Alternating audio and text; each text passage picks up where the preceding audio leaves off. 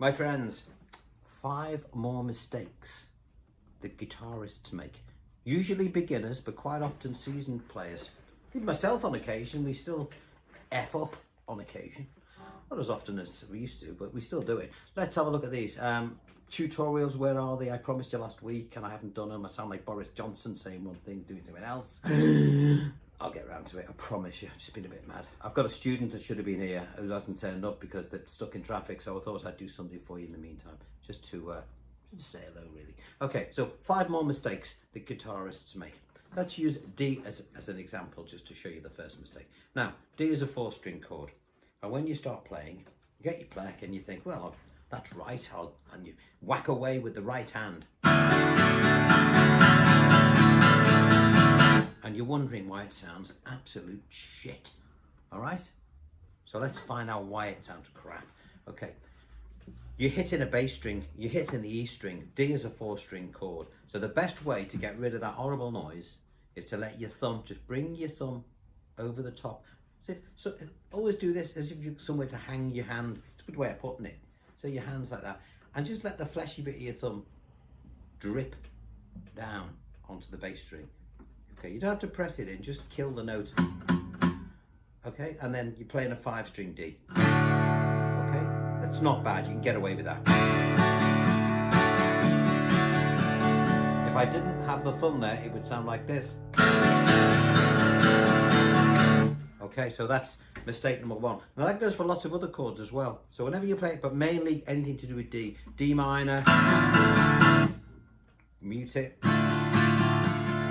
That's great, doesn't it? D 7th, ooh, mute it. Okay, and so on. Okay, now the second biggest mistake that players make when they start to play is they tend to do this. They try to see what they're doing, quite understandably, but in doing so, their hand, instead of being like this with the tips of your fingers, as they tilt the guitar towards themselves to see what's going on, their hands flop all over the strings and they wonder why it sounds like this. And the more it happens, the more they look. When really you've got to stand the guitar, 90 degrees to the floor, okay, so it's nice and flush. So you've got the tips of your fingers, which we talked about the other time, last week, and you'll get a nice clean sound. Okay, right, now let's assume when you see players doing this with fingers,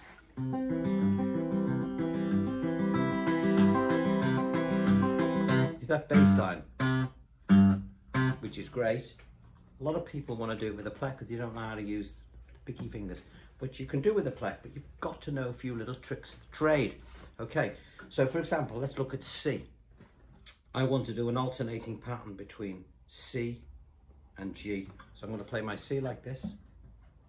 Now, what I want to do is create a similar sound to the picking that you've just heard. So if I was to go from the 5th string to the 6th without really knowing what I'm doing, it would sound like this.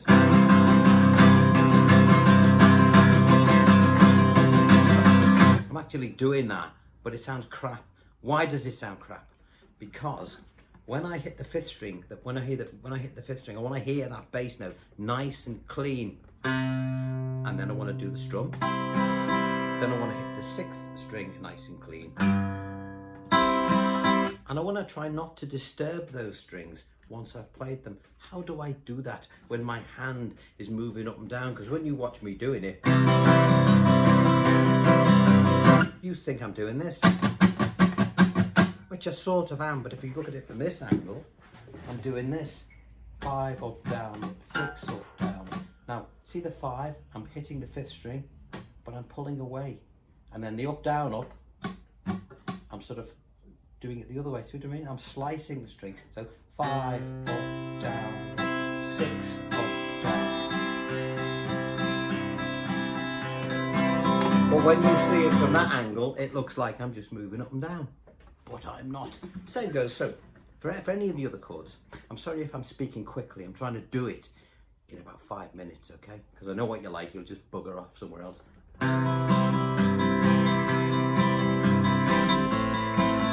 minor. If I'm on E minor, I'd start on the 6th. fifth. From on G, I'll go from 6 to 5 again.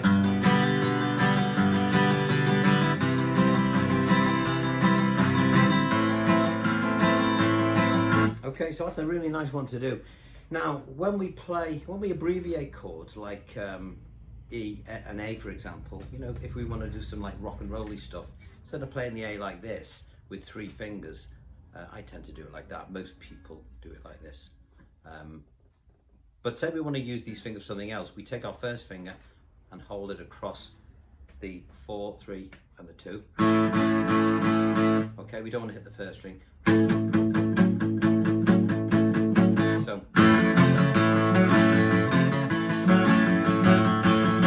okay, so again, when we're doing things like that, we want to make sure, because we're playing the chord A, that we don't get this sound. Why is that happening?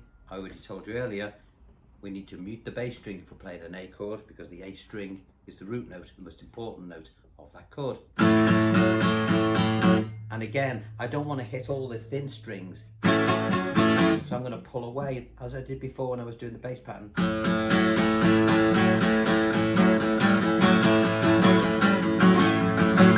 Okay, if I'm playing the chord D, again, similarly, I'll mute this string here. No, I don't want to hit the 5th one either, so I'm going to have to be a bit more careful.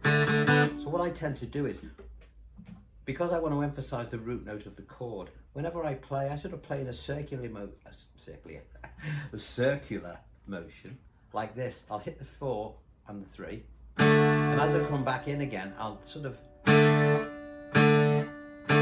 you know, I'll allow the top of my thumb to sort of feel where the 5th string is, so I don't go above it and hit the 5th by mistake. See, like that. It's always good to put a palm music on these things as well.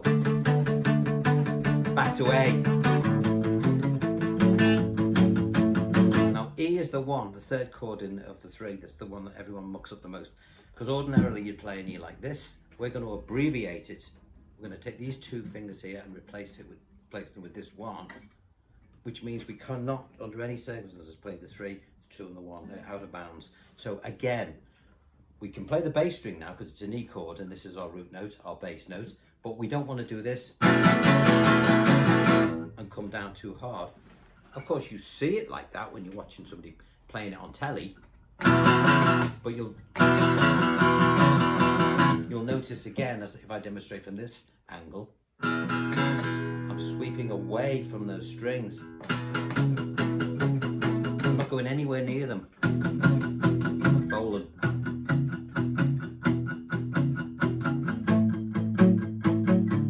See the way I'm just pulling away.